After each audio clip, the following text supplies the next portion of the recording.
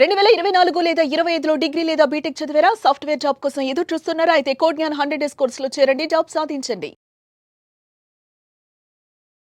నమస్తే, welcome to Suman TV. నేను మీ anchor Shri. So మరి జూలై మాస ఫలాలు ఏ విధంగా ఉండబోతున్నాయి అండ్ అలాగే ఏ రాశుల వారు ఎలాంటి జాగ్రత్తలు తీసుకోవాలి, వీటి గురించి ఈరోజు ఇన్ డీటెయిల్గా మనతో షేర్ చేసుకోవడానికి వేదిక ఆస్ట్రాలజర్ ఉమా గారు ఉన్నారు. వారిని అడిగి తెలుసుకుందాం. నమస్కారం ఉమా గారు. నమస్తే అమ్మా. ద్వాదశ రాశుల వారికి ఏ విధంగా ఉంటాయి దాని గురించి మనం తెలుసుకోకన్నా ముందుగా ఈ నెల ఒక గ్రహ సంచారం ఏ విధంగా ఉండబోతుంది? తప్పకుండా అండి.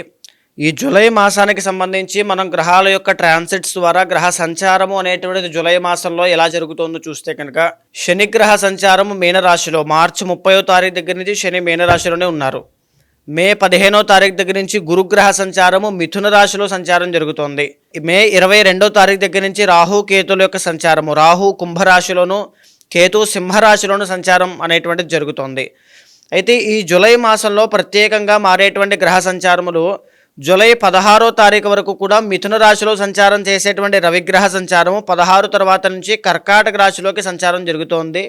ఈ యొక్క కర్కాటక సంక్రమణము అనేటువంటిది జరగబోతోంది. అయితే మేజర్గా అమ్మ ఈ యొక్క జూలై 27వ తారీఖు వరకు కూడా కుజగ్రహ సంచారము సింహరాశిలో ఉంటే 27వ తారీఖు అంటే నెలాఖరణ కన్యా రాశిలోకి కుజగ్రహ సంచారం రాబోతోంది. అయితే మేజర్గా ఈ జూలై మాసం అంతా కూడా బుధగ్రహ సంచారము కర్కాటక రాశిలోనే సంచారం చేయడం కూడా జరుగుతుంది. దీంతో పాటుగా జూన్ 29వ తారీఖు అంటే ఈ మాసం చివరిలో వృషభ రాశిలోకి శుక్రగ్రహ సంచారం రాబోతోంది. ఆల్మోస్ట్ దరిదాపు జూలై 26వ తారీఖు వరకు కూడా వృషభ రాశిలోనే శుక్రుడు ఉంటారు. 26వ తారీఖు దాటిన తర్వాత మిథున రాశిలోకి శుక్రుడు వెళ్ళడం జరుగుతోంది. ఈ విధంగా ఈ జూలై మాసంలో ఈ చంద్రగ్రహ సంచారము అనేటువంటిది నడుస్తూనే ఉంటుంది. కాబట్టి ఈ విధంగా ఈ జూలై మాసంలో గ్రహ సంచారములు అనేటువంటివి నడుస్తున్నాయమ్మా. ఈ జూలై మాసంలో ఈ గ్రహ సంచారాలు అనేటువంటివి ఎలా ఉన్నాయో ప్రధానంగా మనం చూస్తే ప్రతి ఒక్కరూ బాగా గమనించండి. మే 15వ తారీఖు దగ్గర నుంచి గురువు యొక్క సంచారం అనేటువంటిది మిథున రాశిలో సంచారం చేయడం జరుగుతోందమ్మా. మీనరాశిలో శనిగ్రహ సంచారము మార్చి 30వ తారీఖు నుంచి జరగడం జరుగుతోంది సంచారము. మే 22వ తారీఖు దగ్గర నుంచి రాహు కేతుల యొక్క సంచారము, రాహు కుంభరాశిలో అయితే కేతువు సింహరాశిలో సంచారం చేయడం జరుగుతుంది. ప్రధానంగా ఈ మాసంలో జరిగేటువంటి సంచారములు మారేటువంటివి ఏమిటి అంటే రవిగ్రహ సంచారము జూలై 16వ తారీఖు దగ్గర నుంచి కర్కాటక రాశిలోకి రాబోతోంది. మిథునంలోంచి కర్కాటక రాశిలోకి ట్రాన్సిట్ జరగబోతోంది. అయితే జూలై 27వ తారీఖు వరకు కూడా సింహరాశిలో కుజగ్రహ సంచారము 27వ తారీఖు తర్వాత నెలాఖరున కన్యా రాశిలోకి వెళ్ళబోతోంది. అయితే మేజర్గా జూలై మాసం అంతా కూడా కర్కాటక రాశిలోనే బుధగ్రహ సంచారం నడవబోతోంది. అంటే జూలై 16వ తారీఖు తర్వాత రవి బుధ ఇద్దరూ కూడా కర్కాటక రాశిలో ఉంటారనమాట. ఇది ఎవరికి? మిథున రాశి వాళ్ళకి బాగా లాభము మనం చెప్పుకుందామండి. అయితే మేజర్గా ఈ జూన్ 29వ తారీఖు దగ్గర నుంచి వృషభ రాశిలోకి శుక్రగ్రహ సంచారం రాబోతోంది. జూలై 26వ తారీఖు నుంచి కూడా మిథున రాశిలోకి వెళ్ళబోతోంది. అంటే దరిదాపు జూలై మాసం అంతా కూడా ఈ వృషభ రాశిలోనే శుక్రగ్రహ సంచారము అనేటువంటిది నడవడం జరుగుతోంది.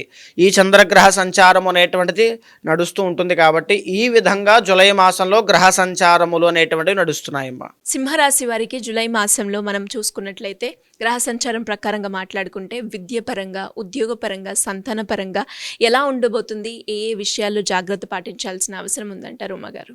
తప్పకుండా అమ్మ. సింహరాశి వాళ్ళకి ఈ జూలై మాసంలో 4 నుంచి 5 గ్రహాలు అద్భుతంగా యోగిస్తున్నాయి. నిజంగా మంచి పరిణామాలు అని చెప్పచ్చు.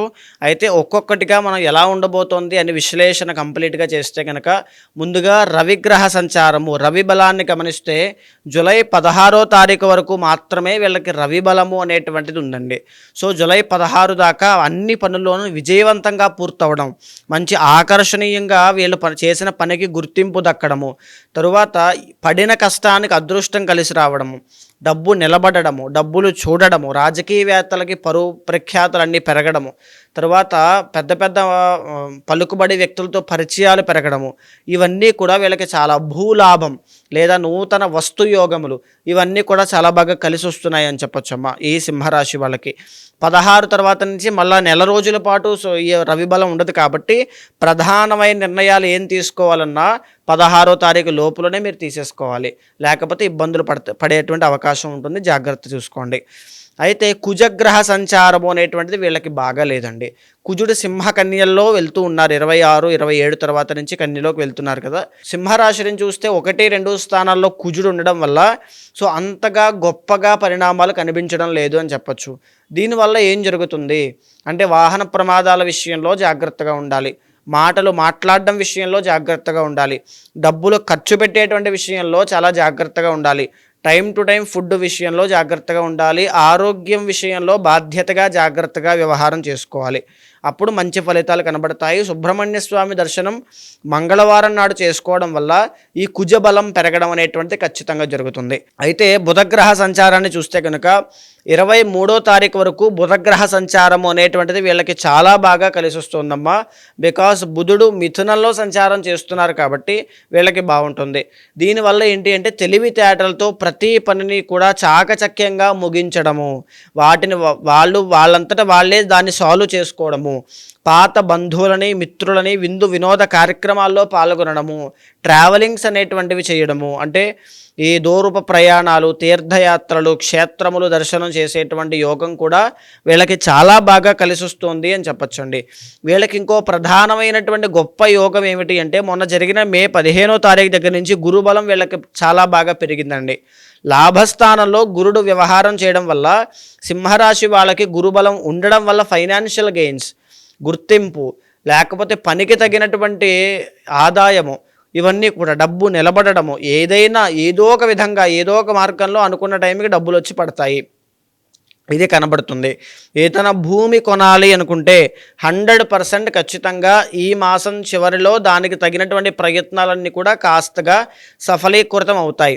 ఎందుకంటే నూతనంగా ఖచ్చితంగా కొంటారు. నాకు తెలిసి జూలై మాసం అయిన తర్వాత ఆగస్టులో ఏదైనా పెద్దగా కొనుగోలు చేసేటువంటి అవకాశాలు కనబడుతున్నాయి అని చెప్పచ్చు. అయితే శుక్రబలం కూడా చాలా బాగుంది కాబట్టి శుక్రుడు ఎప్పుడైతే బలాన్ని వహిస్తున్నాడో సుఖంగా కాస్త ప్రశాంతంగా ఉండేటువంటి యోగం కలుగుతుంది అని చెప్పచ్చు. 2 విధాలండి. తర్వాత శని నుంచి మళ్ళీ ఇబ్బందులు ఉంటాయి, అది కూడా చెప్తాను. ఎప్పుడైతే శుక్రుడు బాగున్నాడో ఒక లగ్జరీ, ఒక వాహన యోగము, ఒక విందు వినోద కార్యక్రమాలు, లేకపోతే ఒక శుభకార్యానికి అటెండ్ అవ్వడము, లేకపోతే ఒక ఆనందంగా ఉండేటువంటి ప్రశాంతంగా ఉండేటువంటి క్షణాలను అనుభూతి చేయడము, తర్వాత ఎస్పెషల్లీ ప్రేమ వ్యవహారాల్లో విజయాన్ని చూడడము, ఆరోగ్య సమస్యలు తగ్గడము, ఇవన్నీ కూడా శుక్రబలం పెరగడం వల్ల వచ్చేటువంటి గొప్ప లక్షణాలు, మంచి శుభ పరిణామాలు అని చెప్పచ్చు. బాగుందండి శుక్రబలం, ఇబ్బంది ఏమీ లేదు. ప్రేమ వ్యవహారాల్లో కూడా మంచి విజయాన్ని, చక్కని వైవాహిక జీవితాన్ని చూస్తారని చెప్పచ్చు. అయితే శని అనేటువంటి ఆయన 8వ స్థానంలో అష్టమ శనిగా వ్యవహారం చేస్తున్నారు కాబట్టి వాహన ప్రమాదాల విషయంలోనూ, మానసిక ఒత్తిడి విషయంలోనూ, ఎస్పెషల్లీ రుణ బాధల విషయంలోనూ చాలా జాగ్రత్తగా ఉండాలని చెప్పచ్చు. వస్తూ ఉంటాయి డబ్బులు, వెళ్ళిపోతూ ఉంటాయి, వస్తూ ఉంటాయి, అది అప్పులు కట్టాల్సి వస్తుంది, వస్తూ ఉంటాయి, ఈఎంఐస్ కట్టాల్సి వస్తుంది. ఇలాంటి పరిస్థితిని ఎక్కువగా చూసే అవకాశాలు సింహరాశి వాళ్ళకే కనబడుతున్నాయి అని చెప్పొచ్చమ్మా.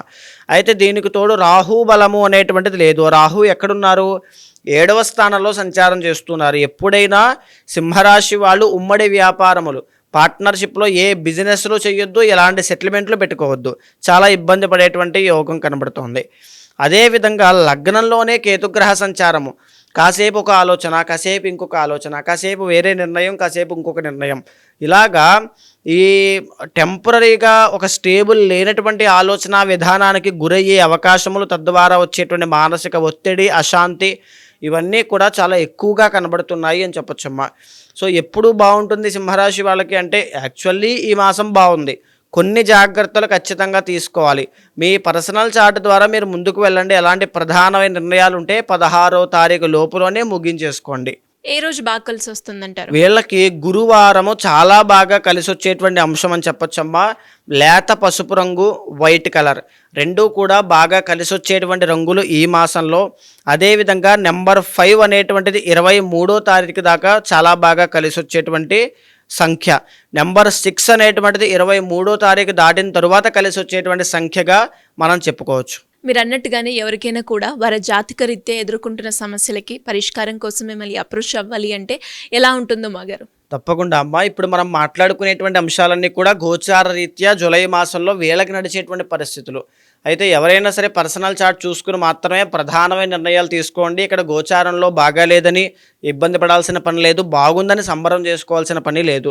పర్సనల్ చార్ట్ అనేటువంటి చాలా యూనిక్గా ఉంటుంది. అది 60% మీ మీద ప్రభావితం అవుతుంది కాబట్టి దాన్ని చూసుకుని ముందడుగు వేస్తూ ఒక్కొక్క సమస్యని అధిగమిస్తూ భగవత్ శక్తి కోసం ప్రయత్నం చేస్తూ ఈ రెమెడీస్ని తప్పకుండా ఫాలో అయితే అద్భుతమైన రిజల్ట్స్ చూస్తారు.